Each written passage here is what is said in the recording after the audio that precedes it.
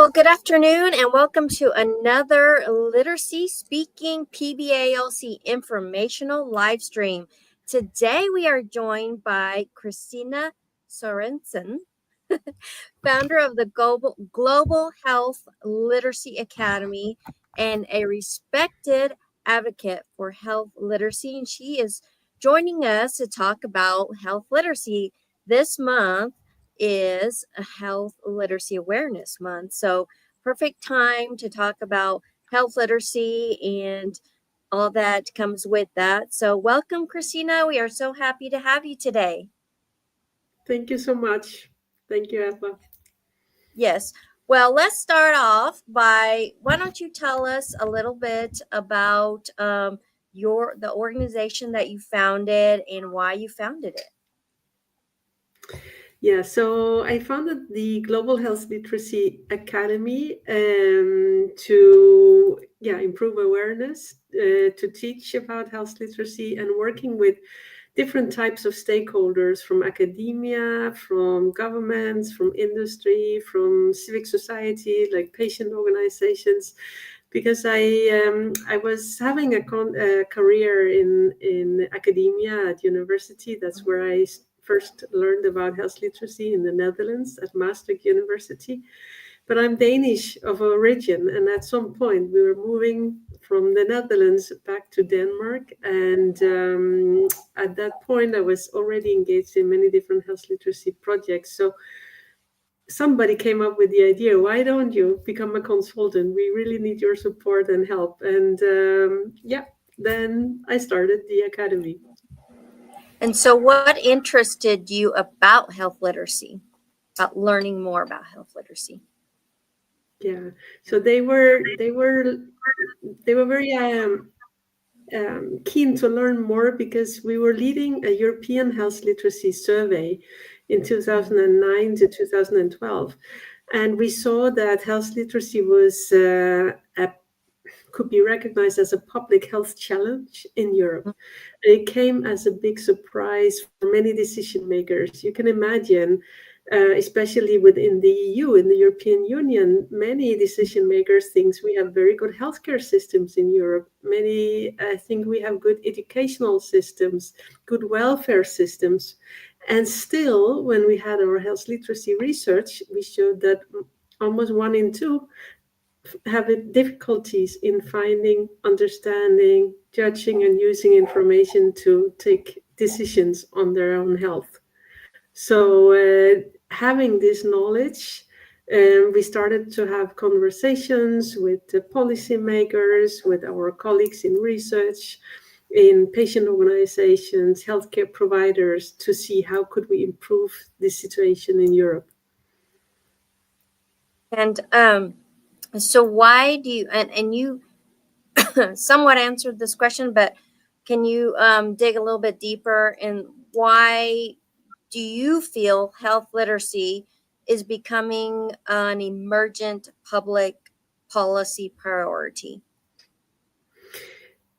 I see the big shift, at least in the European setting, that we're moving from literacy and health literacy being a personal problem, an individual problem, to a societal challenge that we need to tackle. It takes a systemic response to really overcome the gaps.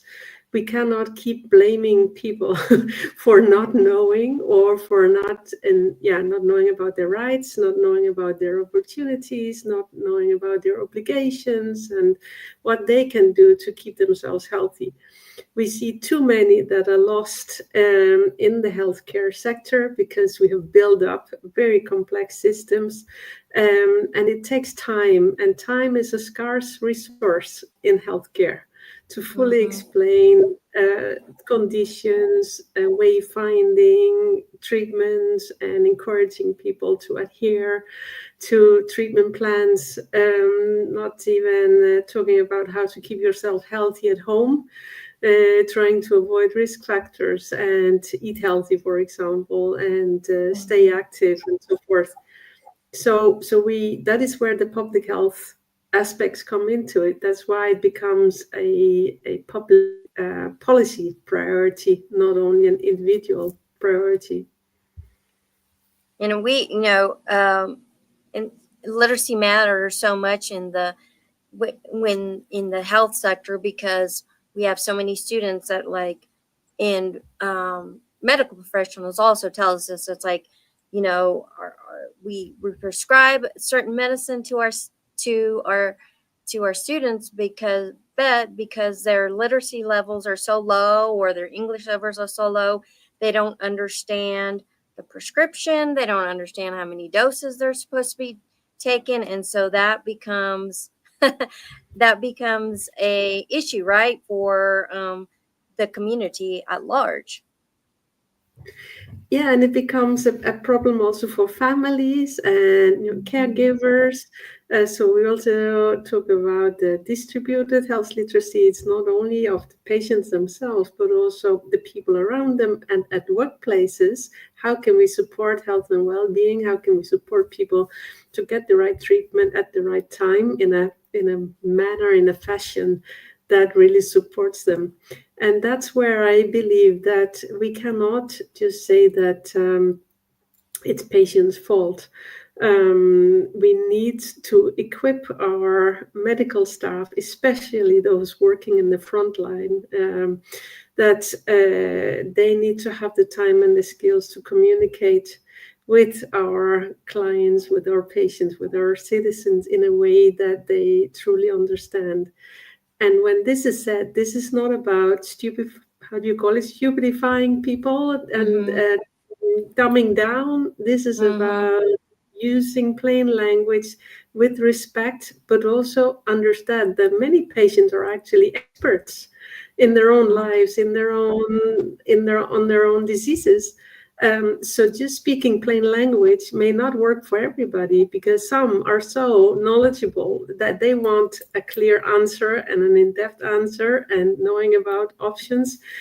So there it actually takes expert language, but it's a clear skill, a health literacy skill of the professionals to know when to speak in what way, so that they know that the person in front of them have fully understood what is at hand and what is at stake.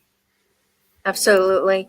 And we joke with our students, they say, I want to improve my literacy skills, or I want to improve my English skills, because I have a hard time on understanding my doctor when I go visit them, or I have a hard time filling out all these forms, and have a hard time understanding all the health verbiage that they use, and we joke with them. We're like, even English speakers and educated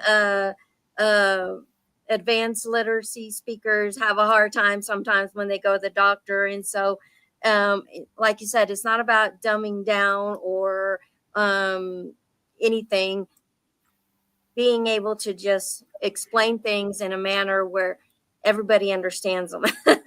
They're always organizations and businesses are always they're always made fun of because they use inner language, and I think a lot of medical professionals tend to do that. And when we go see a health professional, they're talking about all these medical terms, and it just confuses people. So it's just bringing it down to a level where everybody can understand what you're saying. And I think it's a matter of paying respect as well, for the person in front of you. And sometimes I compare it to speaking different languages, because in fact, language barrier is not an excuse. There are so many tools now to overcome normal barriers. And I've been an expat myself, living in the Netherlands. I had to learn Dutch. And even dialect in that region where I lived. It was a real challenge the first years before I got into to getting the classes and understanding and practice. So, but basically there, if somebody had been able to speak English to me, or we would have a translation tool, that should not be the issue. I think when we talk about health literacy and literacy, it's much more as what you're hinting to, not using jargon, making sure we speak in a language that both of us, both partners, understand. And that takes some consideration and concentration, and it has to be done with from a perspective of respect. Because otherwise, if we try to convey medical messages and the other person has not understood it, the success will be zero. We will not. It's wasted resources, and And that there is could be back to. some major repercussions too if they don't understand the correct doses or how to correctly take the medication, or what if they don't understand. It's like, you're allergic to this, you shouldn't be eating this, and they're thinking, I don't understand what you mean by allergic. There could be some serious repercussions too. Definitely. And this is where, if we improve health literacy, we will save time, we will save cost, we will save lives. Because this is a matter of life and death. If people are taking medicine in a wrongly, manner. Mm-hmm. And so, how do you feel? Let's touch a little bit more on that. And it's like how it doesn't just affect one individual; it affects the entire community, and it affects entire communities, affects entire states, and in the public. How can, if we improve health literacy, communication, and education, how does that have you seen that it improves health outcomes, I'm sorry, in in a country, in a state, in a community? So we've seen that several countries have started to adopt health literacy as a policy priority. And of course, we Mm-hmm. are now talking about long-term effects. So having that as a national policy priority, like Austria, has shown that suddenly healthcare providers need to actually adapt health literacy routines and approaches and develop their information in ways that people can understand. So it's tailored in different ways. We have health literacy officers and coordinators coming into the organization. So we see organizational change because there is a policy priority. We also see that it's being surveyed. So not only the first European survey in 2011, but we also had a new one in 2019, and we've seen some progress. We've also seen more countries joining the initiative. We're working with the World Health Organization to have health literacy as part of global health priorities. So this is not only a topic in USA or in Australia or UK. It's also in the European countries, and we see it now being expanded to the African region, to Latin America. So it's becoming an agenda that in the water. And with that global awareness, we also see the local action, because of course local action has to happen. It's where we meet the people in the communities, in schools, at the workplace, in healthcare services, and so on. And so, are you seeing better outcomes in health wise once these initiatives have launched?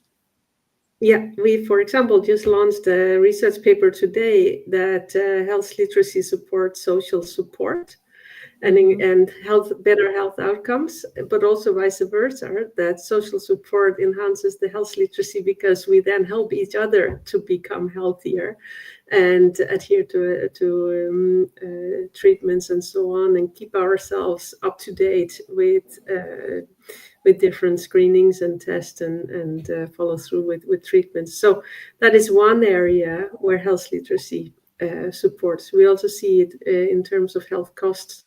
Unfortunately, there is high burden for those who are poor, who have poor health, who have poor health outcomes, often are at risk also at poor health literacy. So there is a very strong social gradient, and there are people at risks that we really need to develop targeted interventions for. not maybe the broader public, but there are groups that are not as well off as we would like to see. And what kind of factors contribute to poor health literacy? Yeah, so education is one thing, but education alone is not a proxy of health literacy, because you can be living in a family that is very well informed and take action, although they may not have a high education. But we also see that those who are not employed, have low education levels, have a higher risk of also having poor health literacy, unfortunately. Some ethnic groups or minorities have higher risk. Again, it might have to do with language, but basically language should not be the only barrier. It comes maybe also with other beliefs, and sometimes their health beliefs do not always match the country they're in, and the way the system is designed. Not that one is better off than the other, but the match or the fit is not always as easy when we have different cultural backgrounds. It's important for me to say that health literacy is content and context specific. So it takes kind of the color or the flavor of what we're talking about. So it could be cancer literacy or diabetes literacy. And that would differ from person to person. So there's not one golden rule for health literacy. Basically, it's about knowing in the moment where you are in a crisis or in a situation that you know how to manage it well. Yeah, I know that, especially a lot of our English language learners, yes, English is a barrier for being able to communicate and fill out medical forms and things like that. However, there is translation mechanisms available for that. But a lot of it is also due, like you had said, cultural. There's a lot of cultural that comes with that, because in some of their home countries, I mean, they didn't have medical doctors, they didn't have hospitals, so they don't understand the concept of vaccines, of getting shots, of going to regular health appointments. Are like, we just my grandma just made us herbs, and that's what that's how we cured ourselves. And so the concept of medical facilities is beyond them. So there is other health literacy education that needs to come with that, especially when you're dealing with English language learners or immigrants or refugees. And it can even be cultural beliefs from different countries. A prime example is my own country, Denmark. We always put our small children, babies, into the wagon, and they sleep outside, even in -10 degrees. Yeah, exactly. And we would leave them just in front of the house, and it would all be safe. Can you imagine doing that in the US? Or Yes. somewhere else? Even in the Netherlands, a friend of mine from Denmark, she did that with her kids, with her babies, and her mother-in-law was like, "What are you doing? They will die." And for us, it's a very normal attitude. It's what we believe is healthy. Another example is that in Denmark, most children would always wear a bicycle helmet, and most adults too. It's like a norm, not by law, but most of people do it because it makes a lot of sense. We're a biking country, and the same as Netherlands. It's like 800 kilometers away, but there, almost no kids were wearing the bicycle helmets, and adults only if you were really on a race bike. But there they were prioritizing swimming class for children because they have a lot of water and channels, and and I said, yeah, we have a lot of water as well, 500 islands, but it's not compulsory, and it's not like a big business for parents to teach the kids. So every country, every region, every state has something that is very important for them in terms of habits and attitudes, and what is recognized knowledge in one area may not be in another. So I think we're all kind of victims of of Mhm. being Well, having because I a think certain background. exactly, because when people hear health literacy, they think literacy as far as like, oh, they don't know how to read and write or speak Hmm. the health information, and it's Yeah, beyond that. It's health literacy is health literacy and yeah. education is more than just reading, writing, and understanding. In my view, Health. it is. It's a life skill. Mhm. It's a life Mhm. skill, and we should be careful and not to interpret it too narrowly, because that Mhm. makes it an individual problem where it's really embedded in the larger health ecosystem, in the belief system, in the policy systems that we are part of. And there, for example, also the healthcare systems are very different from each other. In EU, we have 27 member states. Each of them has a national priority on or national. Um, it's a national priority of the healthcare system. There's no, and the same with US. You have your own type of system, and each of them has rules and regulations and payment systems and so on. It's very complex, and it's not something you're taught in schools. We don't have Exactly. a subject. We don't have a subject that is called health and well-being or health systems or yeah. So where I should we mean, learn it? even That's the some of we obviously serve a lot of immigrants and refugees, and English language speakers, and even immigrants from like English speaking countries. Mhm. Their healthcare is very different than the United States. The UK, for example, just Britain's healthcare system is very different from the United States. So that is part of health literacy and education as well. It's just like saying we do a little things differently here in the United States, or if you're living in Britain, Britain does a little thing some things different than if you were moved to Britain from, let's say, um I don't know, Denmark, for to just give you a example of where you live. Um, so it's all that is incorporated into health literacy and education. It's not just it's just not teaching them how to read and write medical forms or read and write your prescription, although that is very important. Yeah, I visited Australia, and our colleagues from the Health Literacy Sydney Hmm. hub, and they were telling me that they had more than 200 different languages just in the Sydney area. Hmm. So narrowing down just to English and Spanish or whatever, Turkish, or it's just not the way we overcome it. We need to have universal precautions, and we need to fully understand that each and every one of us has value, and we try to help them on the best terms.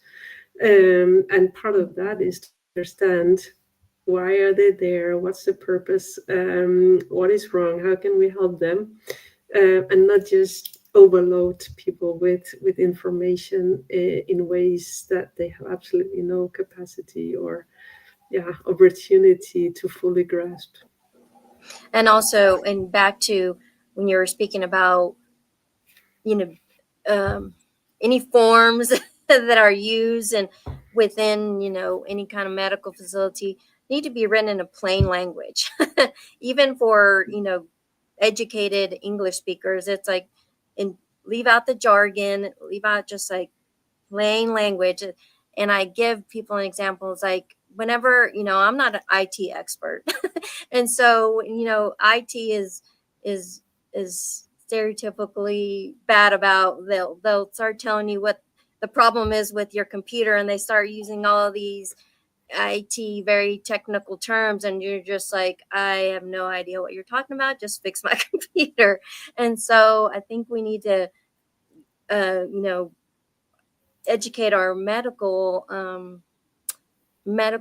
professionals that when you're speaking to a person, like I said, don't dumb it down, but just speak in leave out the jargon, speak in plain language in your forms and your flyers and any information that's going out there. Communicate in plain language so that people, the overall people, can understand it. And part of that medical profession is one rule: do no harm. It's what they're taught all the time: do no harm, help people. But if we don't communicate well and don't do like you just explained, we are harming people. Yes. And actually, it's also part of the right for people that you have the right to information. You have the right to get enough information in ways that you can understand so that you can take an informed decision, and basically also a shared decision where the options and benefits and disadvantages and so on are explained to you in a way that you understand, so you can fully, sign the forms. And if we don't do that, we are harming also the human rights. And that brings a completely other dimension into health literacy. Again, it's not an individual problem. This is a societal problem. It's something we all need to lean into and invest in to make sure that we do no harm. Exactly. So, for anyone hoping to improve their health literacy, or any organizations hoping to incorporate health literacy and support their students or anybody that they're serving, what are some practical tips that you recommend to be more informed, and to kind of advocate and encourage, incorporate health literacy? Yeah, I believe the future is health literate. And why do I believe that? It's because we shape it. I don't think the future is just something that come upon us. It's something we can help implement. And by investing in health literacy as an asset, as a priority for your organization, both in the mission, in its vision, in its strategy, in all its actions, then we are able to really change the way we have designed our healthcare systems, our educational system, our welfare systems, as I mentioned from the beginning. And we can do that by looking at, for example, information design, the forms, as you talked about, product design, so that they are user friendly. We can look at service design, the patient journeys, to make them much easier, more affordable, more accessible. We can look at how we design organizations so that staff is well equipped and can do a proper health literacy response. And we can learn much more about the people that we serve, so fully understand their needs and concerns. So these are the 5 areas I really encourage leaders and managers and frontline practitioners to always bear in mind: information, products, services, organizations, and the people we serve. And as an individual, what are some tips that you would recommend, like if to be a more informed patient, and how can you advocate for yourself when you go see a medical Yeah, professional? yeah, you can always bring someone else so that you're 2 people to listen to what is said, because sometimes when you get a difficult message, you start thinking, your brain starts focusing on that, and you may not hear everything else that is being said. There might also be an emotional response in the moment if it's a very difficult message to receive. You can also ask, what's in it for me? What is it about? Why should I care, basically? And then what should I do? And write things down, get things in written, as well as the message that is communicated. Repetition is always fine. You can also ask for people to repeat. So the teach back method is very often mentioned as a way to help staff to communicate well, to tell somebody something to a patient, they repeat it back, and you can then edit or change what's needed. But it goes also the other way around. If the patient feels or as a citizen feels that the professional or the doctor has not fully understood what was said, you can ask them, did you fully understand what was at at stake for me and my situation, because in a system that is where time is scarce, there is a tendency towards treating everybody more or less in the same way, where there is no one size that fits all. So as a patient, we need to stand up and speak up to get the treatment that fits our situation. Exactly. Well, we've launched health literacy workshops at our organization, and I'm hoping that that we can continue to serve our students with health literacy education. And I want to thank you so much again, Christina, for informing our listeners, followers, and our students. We do have occasionally students that watch our live streams about health literacy and health literacy and education. And I'm hoping that we can continue to promote health literacy, and it becomes a more public policy priority across the world. Any last thoughts that you would like to add, or resources that you would like to share with us? Yeah, thank you so much for the invitation to be here. Everybody is always welcome to reach out to me. I'm probably easy to find on LinkedIn, Kristine Sørensen, Health Literacy. My name usually pops up. So if there are any questions, I'm happy to take it there on LinkedIn, or they can send me an email. I think my main message is really that health literacy is a public health challenge where you all need to address, and it takes a systemic response. So this is really a pledge to all people working in the field of healthcare and disease prevention and health and well-being, that we all help each other to make it easier and more accessible for people to achieve better health outcomes. Absolutely, absolutely. Thank you again, Christina, for joining us today and providing us information on health literacy and education, and telling us a little bit about your Global Health Literacy Academy. Be following you, continue following you, and hope to learn more so we can Thank you, help Charlotte. our students. Thank We you. will see. Thank you. Absolutely. And we will see everyone for our next literacy speaking next month in March. Thank you for watching.